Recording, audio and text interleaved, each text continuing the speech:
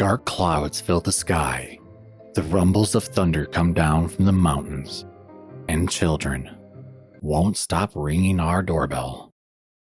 Halloween is finally upon us.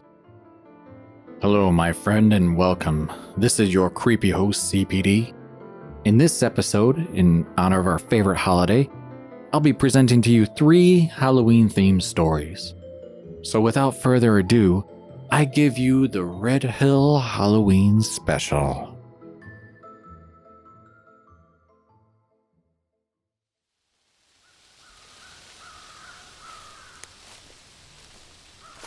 The day was unseasonably warm for Avon, Maine. My brother Zach and I have been working all day getting the lawn cut and chores done so we can help Serena with the pool shed off the side of the house. We all had a love for Halloween and wanted to do something great this year, so we decided to turn the shed into a haunted house. Plastic skeletons and paper ghosts littered the outside, along with the sign that proclaimed, "Trespassers will be eaten." Unfortunately, as fun as the theme was, it was also true. We took extra precautions and double-chained the bulkhead doors to the cellar, but we couldn't be responsible for those that got lost. It's pretty unlikely that it would happen, but Captain Bubbles would eat the children in a heartbeat. To his credit, though, the added effect of having an actual ghoul bang on the doors from down below would be a bonus. Even Uncle Bob was getting into the spirit. As much as a ghost can, I suppose. He's been walking around, talking about, "Back in the day, when kids didn't need parents to go trick-or-treating," and how most of the treats used to be homemade. "Nobody worried about being poisoned or stabbed with a razor blade when biting into a red delicious." It's pretty cool to hear about how things used to be when holes in a bedsheet was a popular costume, but I'm starting to get concerned about our beer supply. I can't tell you for sure, but I think the fact that it's Halloween makes his form more solid. He almost looks like he did when he was alive, and he isn't floating all over the place. He also isn't leaving a trail of beer on the ground everywhere he goes. I could be wrong, but he might even be a little drunk. Something to do with the Veil of the Dead and all that. Finally, we were close to being finished. Kids would come in and Zach would jump out dressed as a roast turkey and scare them. They could get some punch and candy and be on their way out the back door. Serena was dressed as a witch, donning a purple hat with entirely too much glitter, and was tasked with handing out the treats. I would be the one to lead them out. My costume was the best, by the way. I dressed as Edgar Allan Poe, though twice Zach asked why I was dressed like Gomez Addams. I just learned to ignore it, though. Serena went back outside to check on the decorations one last time, and I got a great idea. I went over to the side of the woodpile and hurried over Zach and Uncle Bob.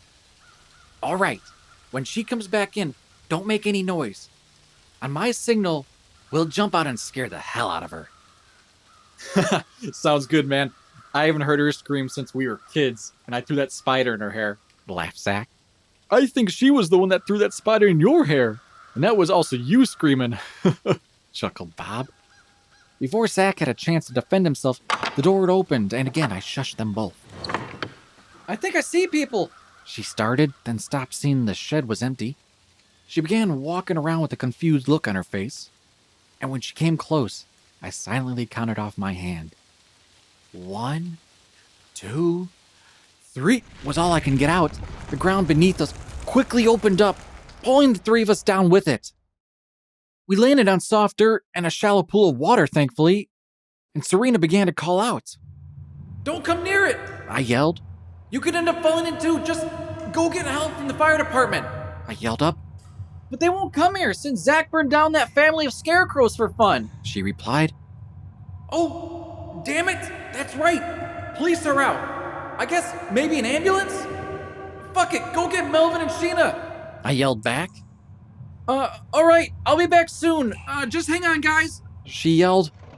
The sounds of chains rustled and the cellar door slammed hard. Serena screamed for a moment, then it was silent once more. "That ghoul of yours sure is priceless," said Uncle Bob. "Bob, why are you still down here? Can't you fly?" asked Zach. "Normally, but I think I'm too full of beer." I ain't felt this alive since I died. Zach! Your arm! I said, looking over in horror. It was snapped between the wrist and elbow, and the bone was sticking clean through, dangling there by loose skin. In a grotesque show, he pulled it off, meat and skin snapping apart like a rubber band, and then he tossed it aside. What the hell, man? What did you just do? Oh, relax.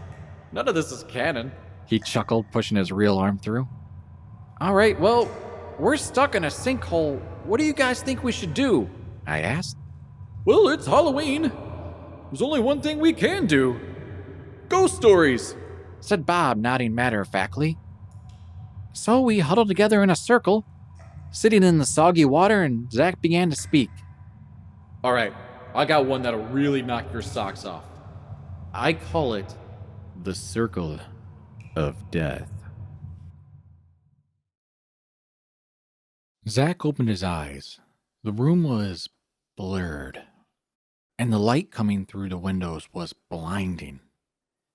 He fumbled around the table for his lighter, nothing like a morning pre-roll to shake the cobwebs off.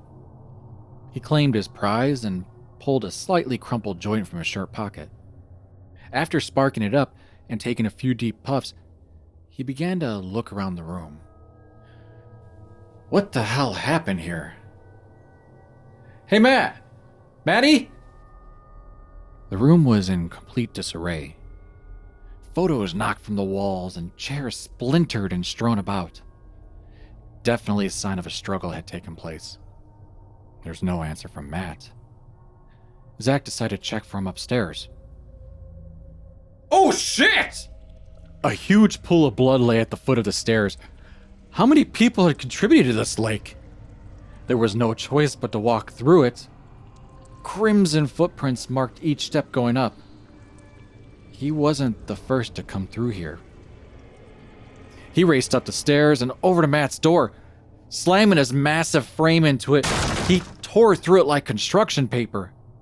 There was no resistance whatsoever, and he nearly crashed into the opposing wall. Matt and Serena were startled awake. What the hell, Matt? You're fixing that door. You're right. Thank sweet baby Jesus. I thought you guys were goners. And the door was like that when I got here. And also, the door's not the only problem. Slow down, little buddy. What do you mean not the only problem? Serena yawned loudly and spoke up to him. There is a puddle of blood at the bottom of the stairs, big enough to swim in. I think we gotta get out of here, guys. Slow down, Zach. Let's go check it out. Can you give us a minute? Hell no, man. I'm not going out there alone. You ever see those movies? Fine, whatever. Just close your eyes, would you? Matt gave a nod to Serena as Zach closed his eyes. They both got up and got dressed as quickly as they could. Alright, bro, you good?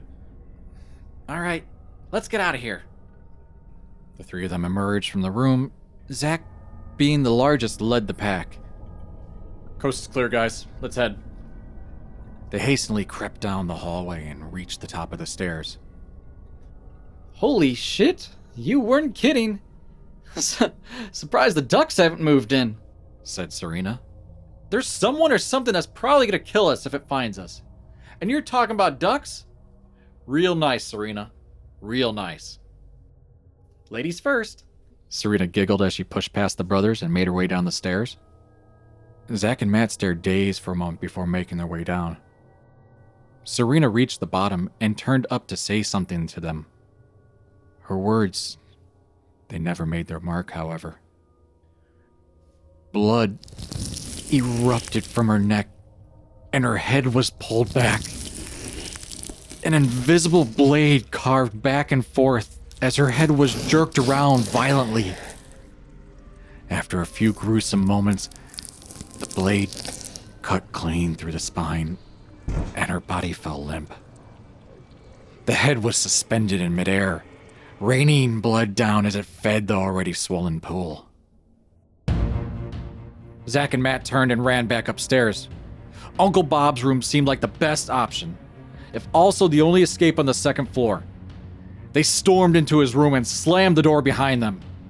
Zach began stacking furniture in front of the door as Matt looked around for something, anything to defend themselves with. He approached the door that randomly led outside and was puzzled by what he saw. There, in the door, were dozens of tally marks. 69 to be exact. All scratched into the wood. Zach, what is happening? Serena, she's dead! She's dead, Zach! What the fuck is happening? His heart pumped loudly in his ears. Zach? Zach! Matt turned to look at his brother. Zach stood with his shoulder pressed against a dresser he had dragged in front of the door. A fog rolled off his body, much like dry ice. Matt got closer and felt the warmth drain from his face. Zach was covered in ice. An expression of fear stuck frozen on his face. An eerie creak began from the door. Matt began taking steps back. 1 step. 2 steps. The creaking grew louder. 3 steps. The door and makeshift barricade, along with his brother, shattered into a million icy shards. Matt backed up against the door leading to the roof, tears stinging down the spots on his cheeks from where the ice had cut into him. As the ice settled, he could make out a figure looking in the doorway. It was almost human, but distorted and much too large. It slowly crept forward. Matt shook with fear. He felt for the knob to try and make an escape, but it wasn't there. He turned to look for it, but it was as if it was never had been one at all. He turned back to face the creature. It was closer now, less than a moment at this rate. For some odd reason, this all felt so familiar. The fear gradually evaporated, leaving another feeling in its place. Deja vu. With each step the creature took, it became more and more clear. This had all happened before, and would all happen again. Matt retrieved his pocket knife and opened it. He turned to face the door one more time and etched a line, crossing the last 4 marks. Guess this makes 70. He felt a strong clawed hand on his shoulder and hot breath on his neck. He closed his eyes and placed the knife back in his pocket.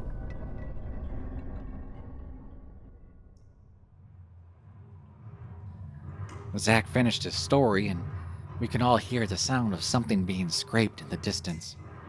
Serena? Zach yelled. There was no reply. The scratching continued, but we all just resumed our stories. That was actually pretty good, Zach, I admitted. Thanks. I used that time I almost died in the old folks' home as inspiration. Evil place. Well, I've been telling you kids history all night. I suppose one more story couldn't hurt. I don't really got a name for it. Most folks don't give titles to stories back then, but I guess you could call it The Gathering of the Dead. It's been quiet around here for the past few years. Other than the occasional spirit passing through. The house was built in 1820 and many generations have come and gone. In old times, people didn't leave home much, so most died at home and were buried nearby.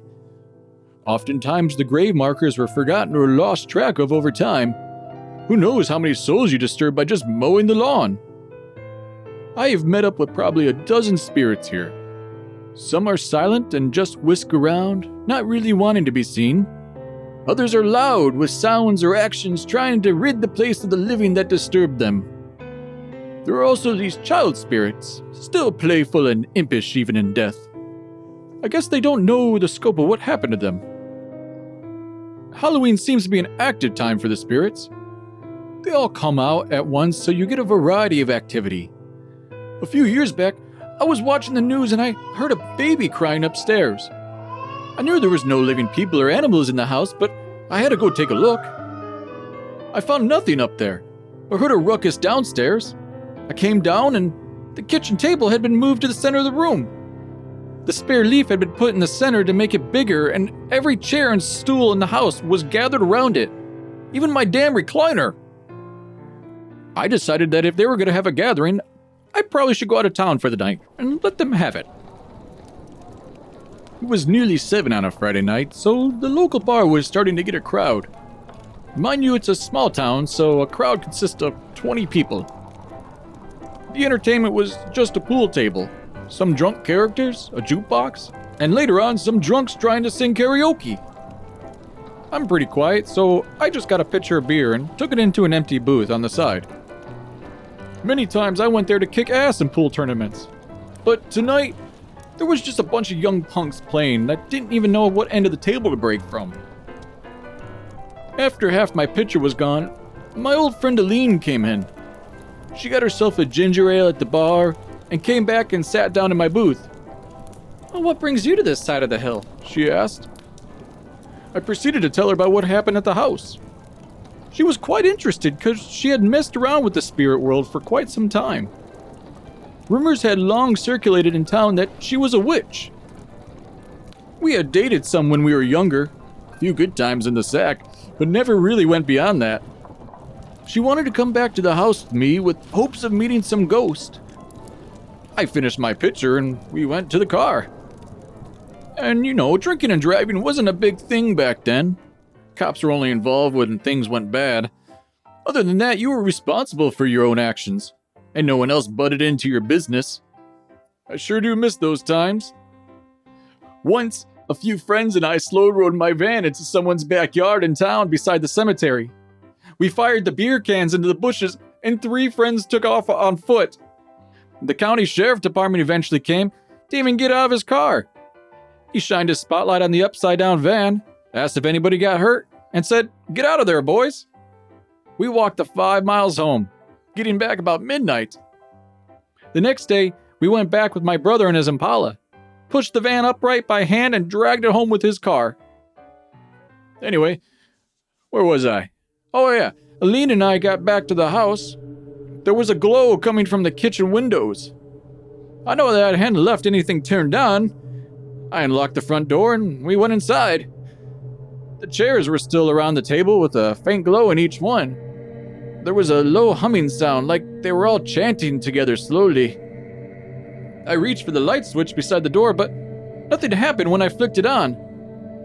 By now, Eileen had gone over and knelt beside the recliner to listen to their low chant. I decided to go back to the car and get my flashlight. When I returned, Eileen met me outside the door. "It's kind of weird," she said. "It's like they're having a seance to keep the living out of the house." Well, they better learn that this is my house now. I went to the bulkhead in the shed and down in the cellar. Sure enough, the main had been switched off in the power panel. I turned it back on and heard quite a commotion on the floor above. I went back out front and saw that the kitchen light was now on. Eileen and I went back inside and were surprised that the table and chairs were all back in their places and the spare leaf was out of the table. Eileen talked me into having our own little seance. I agreed on the condition that I could have a beer at the same time. She lit a couple candles and turned the lights off and proceeded to do her own low chants. After 10 minutes, she was just finishing up when a coffee cup fell out of the cupboard and smashed on the floor.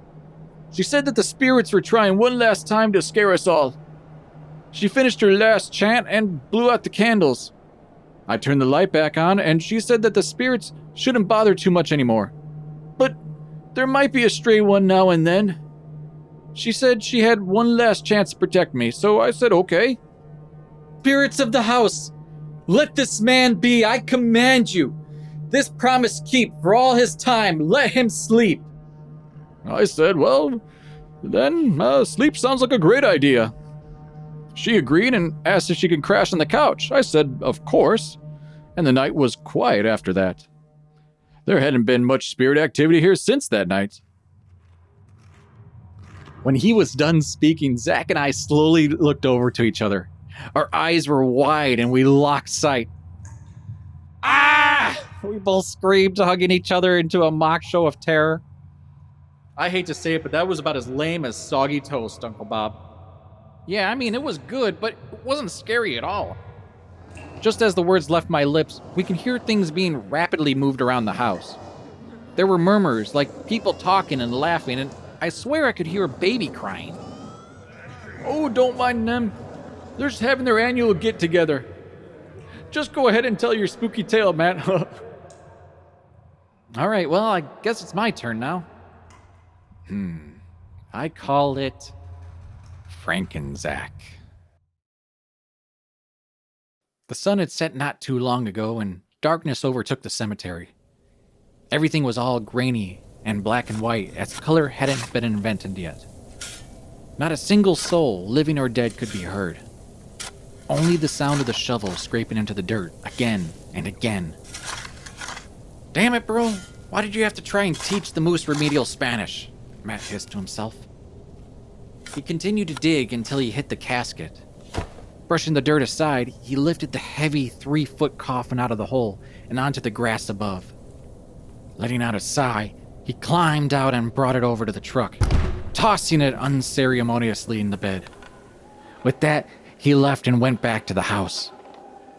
After lugging the coffin up the stairs and onto the roof of the pool shed outside of Uncle Bob's room, Matt kicked off the top, revealing the small figure inside. It was a great thing the circus was in town that week. Being such a small population, deaths were scarce and fresh bodies were hard to come by. It was a stroke of luck that the lion went feral that day. The lion tamer whipped the creature one too many times, and the clown who stood near it had its legs ripped to shreds. It was unfortunate that he was also a midget, but beggars can't be choosers. He glanced over to Zach's ruined body once more before cutting the little man's skull. Matt tugged the brain out, making a wet as the stem detached, then tossed it aside. Taking Zach's brain, he shoved it inside, then closed it up. The legs were really a problem, so he decided to swap them around too. Wait, this is like next level surgeon stuff you're talking here. How you gonna just swap them out like it's a Mr. Potato Head? Asked Zach. Will you be quiet? Just don't worry about it. So the body and brain finally together, Matt continued his dark work and raised the table. It was only a couple feet up and he didn't have an actual lab to work with, but he stepped back and waited. Thunder had been promised tonight in the forecast, and while the sky was full of clouds, they just continued to drift on by in the peaceful night. Are you kidding me? I spent all day at a freaking circus tent dealing with other people's terrible children, suddenly shooting a lion in the ass with a pellet pistol, and dug up a midget clown's body for the weather to be wrong? No! You're gonna give me lightning like you promised, goddammit! No sooner did he say the words, bolt of lightning blast down out of nowhere. Matt fell on his ass and quickly got up to put out the small fires around the roof. Heat steamed off the body before him, and slowly, the hands started to twitch. The torso began to rise as its eyes opened to stare down at Matt. Letting out a moan, Matt nearly jumped out of his skin seeing the thing before him. It worked! I can't believe it! I mean, it's alive! It's alive! The small frame sat to the edge of the table with its freakishly long Zach legs, then stood up. Altogether it was about the size of a normal person, but the combination looked so terribly wrong. Before Matt could react, it stumbled forward and fell off the roof. Damn it, I guess I better go get him. Matt ran back into the house and out the door to the shed, but it was already gone. The creature still had Zach's brain and personality, but he was severely dumbed down. He made it to the edge of Phillips and happened upon a little girl. She was playing with her dolly, and seeing the creature, she walked over and offered up her prized possession. Frankenzack wasted no time in taking it and booting her into a well as well. Laughing, he continued on toward the main street. People saw him emerge from the shadows and began screaming in horror. Frankenzack didn't pay it much mind as he went over to the cake shop. Breaking the display window, he proceeded to devour as many confections as he could. His stomach was much smaller than he remembered, though, and he equated about a half a cake or so. Stuffed full of a few pieces, he then ran towards the apartment complex that housed a few of the town's local, whores. Sasha had just stepped out of the shower after another customer left. She sat on the bed, not bothering to put any clothes on, and began brushing her long brunette hair. Zach slowly stumbled his way through the door, quietly making his way over to her room. She lifted a mirror to her makeup and screamed, seeing his horrible, burnt clown face in the mirror. She quickly backed up as she struggled to understand how such a little body could have such long-ass legs. It was true that Zach was part Sasquatch, but she never had time to put the two together. "Friend," he said, looking over her naked body. His high-pitched voice would be hilarious under normal circumstances. He reached in his back pocket to pull out what cash he had in his wallet and tossed a couple $100 towards her. Not being one to turn down cash, the two proceeded to get busy. Afterwards, while smoking a joint, she began to ask him questions like, "Am I pretty?" or "Are you seeing anyone else?" His instincts fired on all cylinders, and he made to leave as fast as possible. She wasn't having it though, and wrapped her arms around him, trying to pull him back. Like a cornered animal, freaking Zach lashed out, smacking her to the bed, his tiny hands wrapped around her throat, and as much as she scratched and slapped and almost threw him off, she finally lay still. Bad lady, he yelled in his high-pitched tone.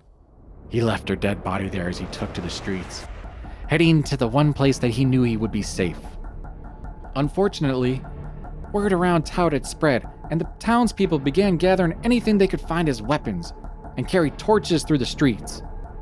Frankenzack ran as fast as his freakishly long legs would carry him, which was pretty fast, and finally up ahead, his haven came into view. It was the Bull, the local pizza place that Serena used to work at. Not wasting a second, he smashed through the door and struggled to push the table up against it.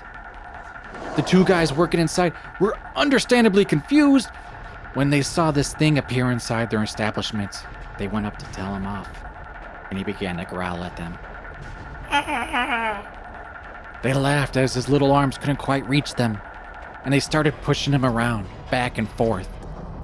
Frankenzack gave mighty screams of anger that were to no avail.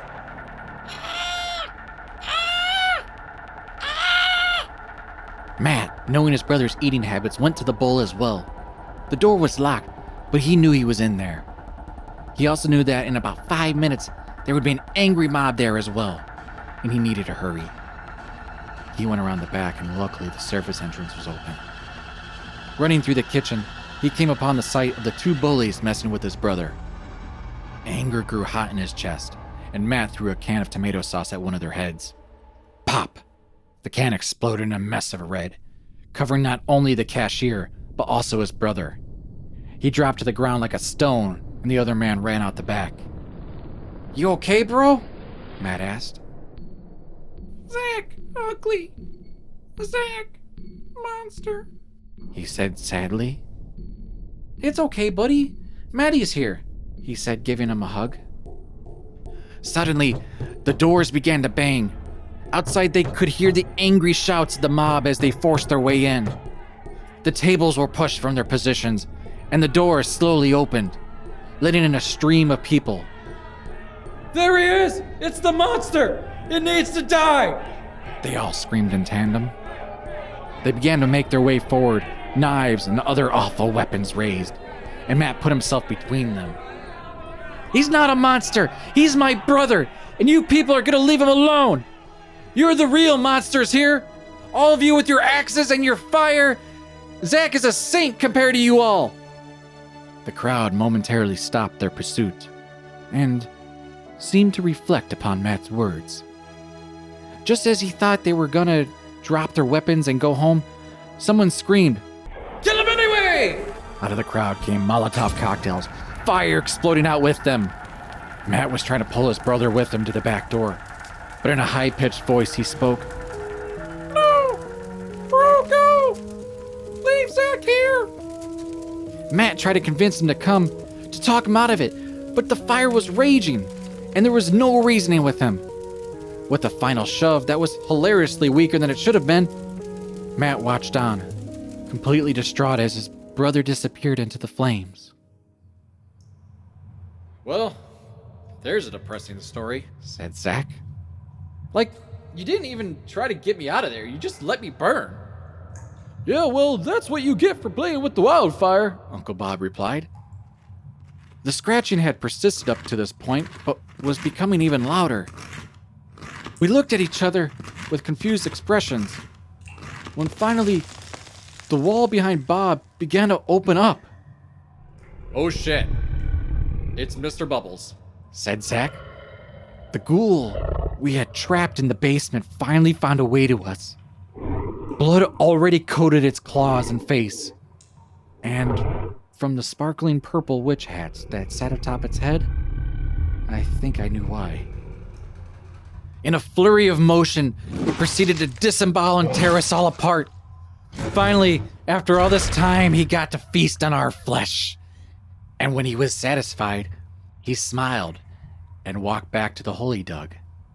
Happy Halloween, he exclaimed as he laid down and entered the most peaceful sleep of his undeath.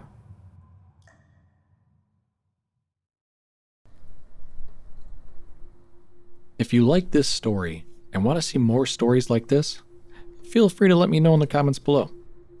Before I go, I just wanted to give a shout out to Cryptic who wrote this story.